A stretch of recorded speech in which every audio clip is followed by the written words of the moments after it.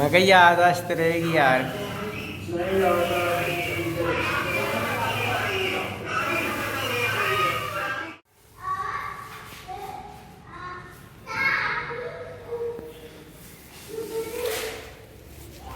उस्ताद हो रहे थे ये तो वापस नहीं आए उस्ताद जी।